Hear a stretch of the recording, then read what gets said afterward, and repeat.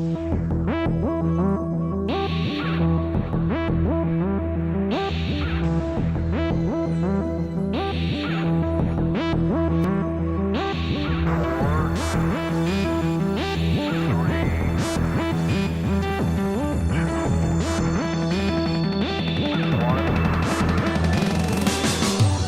legend lives on. It's hard to think of a car that arouses as much emotion and has earned as many superlatives as the Corvette. It's the only sports car that's been in continuous production now for nearly 50 years. It was and remains the ultimate sports car, and without doubt the most American. The Corvette can look back on a stirring history, with the boundless boldness of its breathtaking lines, its sensational technical innovations, and above all, its huge racing success around the world. Even though very early on the Corvette's career looked like being short-lived, on its 50th anniversary, this super sports car is more up-to-date than ever.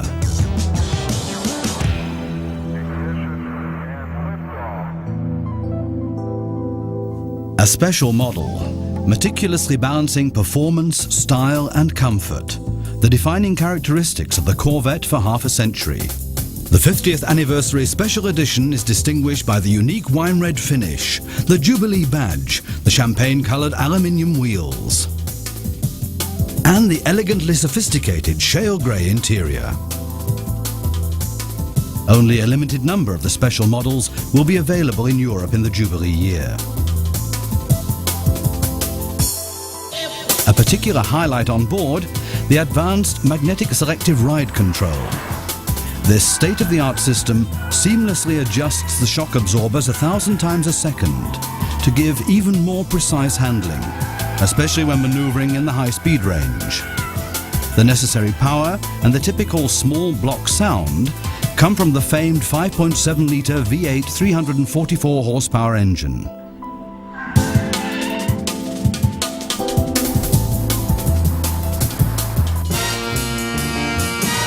But let's go back to the start of the Corvette story, at a time when stunning women and sexy singers held the public enthralled.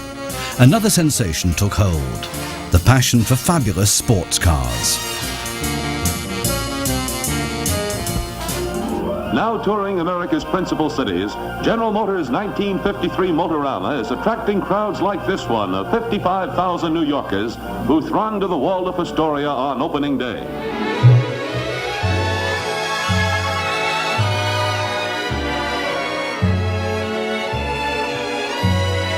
The spectacle was mounted in the ballroom of the luxury New York hotel and had little in common with the sort of motor shows we're familiar with today. Staged like a huge fashion parade, the Motorama served principally to introduce the latest creations of General Motors' chief designer, Harley Earl, and arouse the public's enthusiasm for new technical advances. Interest was correspondingly great, and not just among the specialists.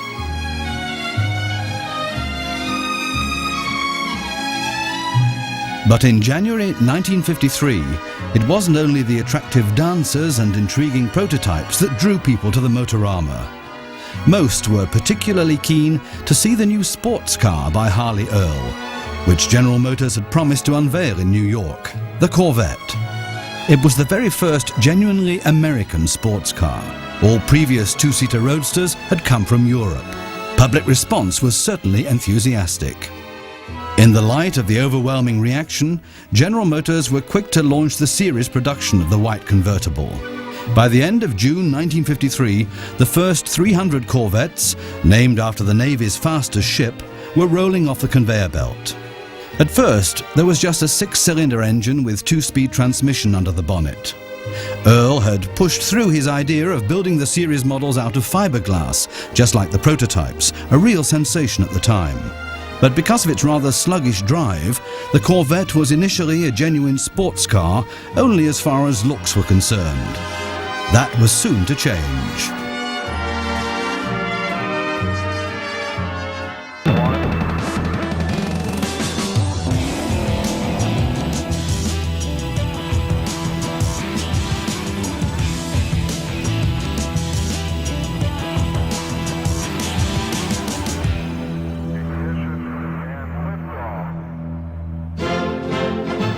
The Corvette owed its baptism of fire, its emergence as a genuine sports car, to the engineer and successful racing driver Zora Arkus Duntov. He developed a new camshaft for the GM small block V8 engine and built it into the Corvette. With this light and more powerful drive, Duntov set up a new mile record in 1956 in Daytona Beach. The Corvette became the first American car to achieve 240 kilometers per hour.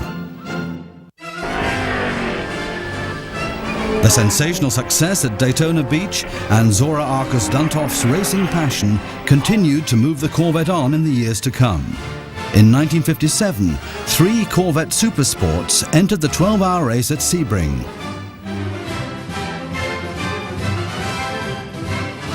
It was here that Chevrolet first took on the challenge of the then dominant competition from Europe, with cars specially designed for racing. It was Duntov who convinced them that a sports car would only become a public favorite if it enjoyed success on the racing circuit.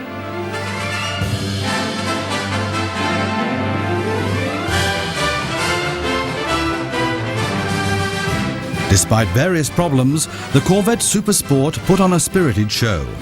Blocked brakes meant that drivers Thompson and Andre repeatedly had to pull into the pit. Nevertheless, their performance brought them victory in the GT class. The broad blue double stripes set the style for a whole generation of Corvette racing cars. Early summer 1960. The Corvette sets out to conquer Europe. 3 racing cars land in the transatlantic port of Le Havre and head off inland. Their destination, the small town of Le Mans, and the world's most famous and toughest 24-hour race.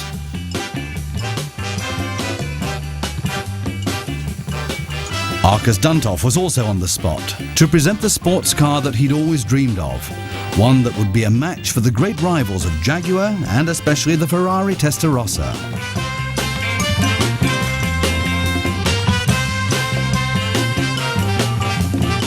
While racing stable owner Briggs Cunningham's team got ready for the start, people arrived in their thousands.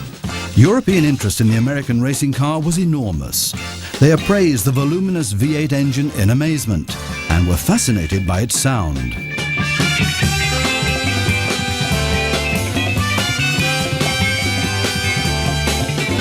The Corvettes, given the starting numbers 2 to 4 because of their Le Mans premiere, immediately commanded respect from the start of the race, battling for a place among the leaders from the outset.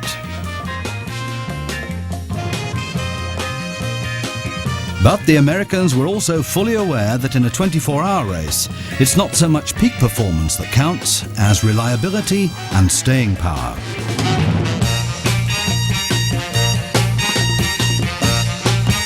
But the engineers had obviously done their homework. Under the watchful eye of Zora Arkus Duntov, the Corvette, with the starting number 3 in particular, managed to hold its own against the strong competition. This was something that not many Europeans had believed the American newcomer capable of.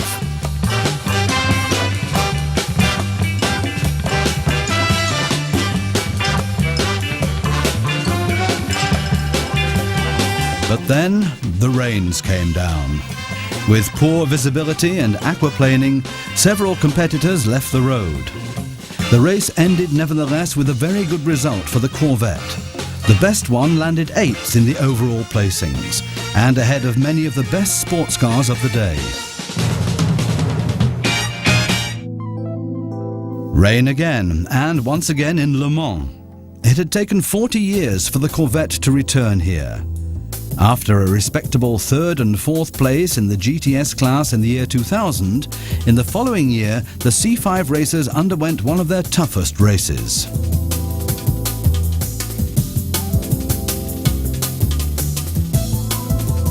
The non-stop rain and the duel with the Viper demanded everything the Corvette team had to give.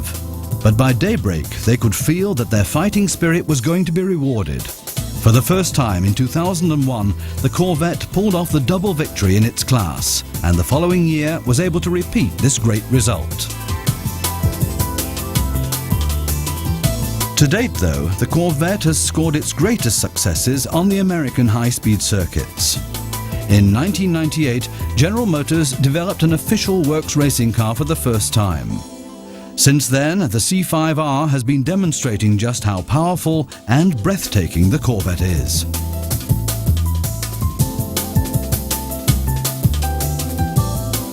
2001 finally saw the crowning to date of the Corvette's racing success in the USA. The 39th edition of the Rolex 24 at Daytona is all Corvette. With both teams out front, General Motors wins the Daytona 24-hour race. Very near the place where 45 years earlier, the Corvette underwent its baptism of fire, with Zora Arkus-Duntov and the Flying Mile record.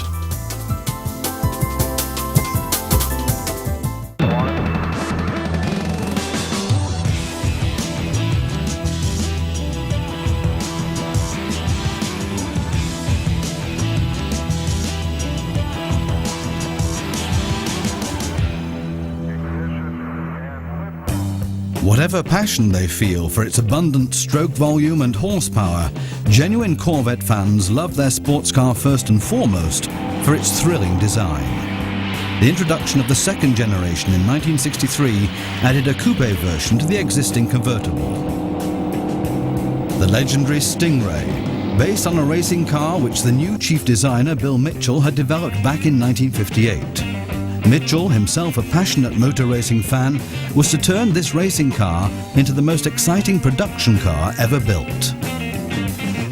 The Sting Ray profited enormously from the advances that had been made by engineers in working with fiberglass. The famous divided rear window of the first series, however, was sacrificed a year later for the sake of improved visibility. 1965 also saw the appearance of the Corvette Big Block with 425 horsepower.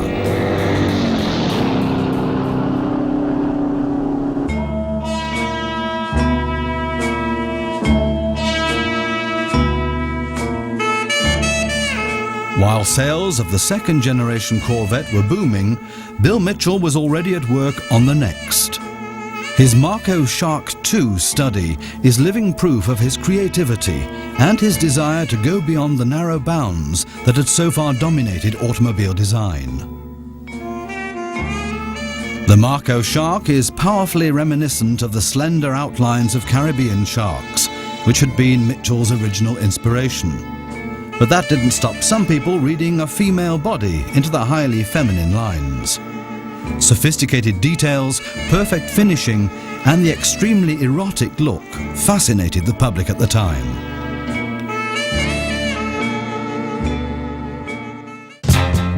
Finally, by the end of 1967, the time had come. Chevrolet unveiled its '68 model, the third generation Corvette. The exciting Coke bottle shape was an instant and huge hit. The coupe, with removable rear window and two-part T-top roof, was soon selling better than the convertible. In 1978, marking its 25th anniversary, the Corvette premiered as pace car in Indianapolis. General Motors produced a special edition for the occasion. But then the oil crisis hit, together with anti-smog campaigns, and it was time to say goodbye to excess horsepower and the legendary big block engines.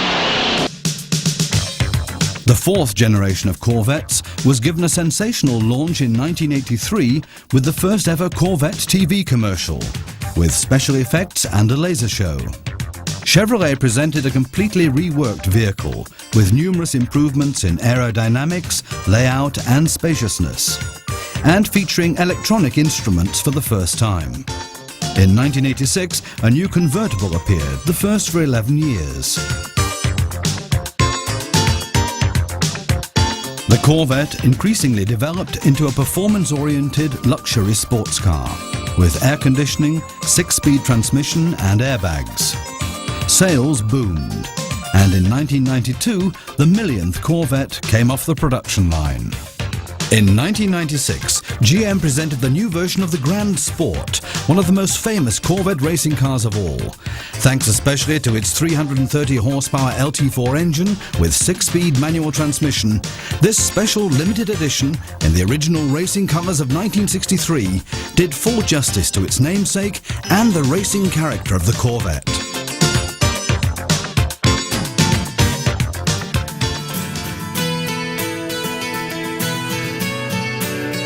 1997. For the fifth time, a new Corvette saw the light of day. And without doubt, the best ever to roll off the Bowling Green production line. The engineers had completely redesigned it, with not a single part taken over from a previous series. But the Corvette still remained true to its basic principles, and above all, its elegant lines. The CW value of 0.29 was the lowest of all vehicles produced by General Motors.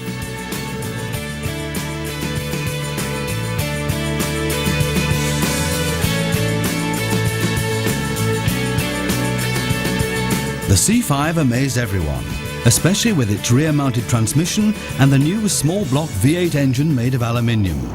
The particular strength of the 344 horsepower LS1, its perfect combination of performance, torque, consumption, smooth running and long life. And its special construction also guarantees an optimum balance of nearly 50-50. Drive-by-wire, automatic tyre pressure monitoring, and since 1998 an active handling system and the head-up display bring a unique driving pleasure to the fascinating Corvette.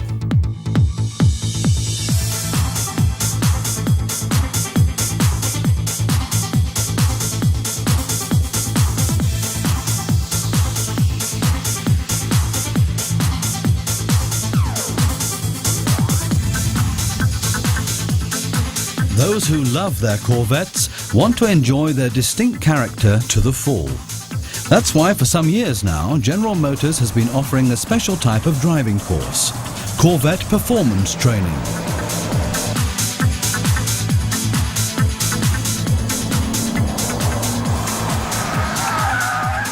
Over 400 Corvette potential and actual owners from all over Europe take part in this customized course every year. They want to learn how to handle their cars better, especially in extreme situations. The Bosch testing ground at Boxberg in 2002. Performance training for around 50 sports car enthusiasts who are initiated into the secrets of handling the Corvette by qualified instructors. First comes the theory, then the practice. Concentrated and targeted counter-steering on slippery road surfaces. It's a highly serious exercise, but that doesn't stop it being fun as well.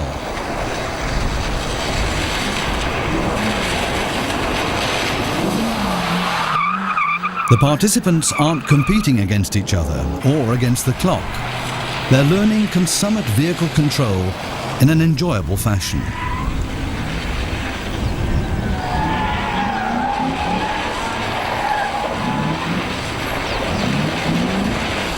Next on the program is one of the most important maneuvers for everyday driving. ABS full braking at a speed of 100 km per hour and avoiding an obstacle. The exercise involves stepping on the brakes abruptly, forcefully and with full strength, so that the anti-lock braking system kicks in and the Corvette remains controllable. Controlling a sports car as powerful and agile as the Corvette, even under difficult conditions, while still experiencing the full enjoyment potential of the car. That's the declared teaching aim of this performance training. And it of course includes driving at over 200 kilometers an hour on the high-speed oval of the testing ground.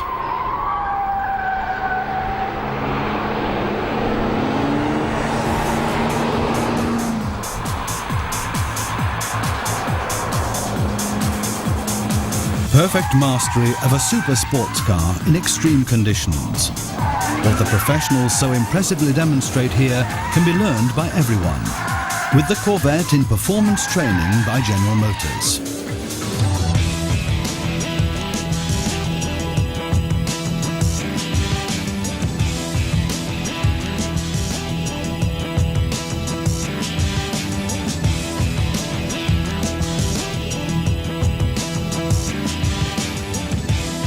The legend lives on. After nearly 50 exciting and successful years, there's only one question for the Corvette and its fans throughout the world. What's it gonna be like? The next Corvette generation. Whether faster, bigger, more modern, or closer to its predecessors, the new sports car will continue the tradition of pure driving pleasure. Long live the Corvette!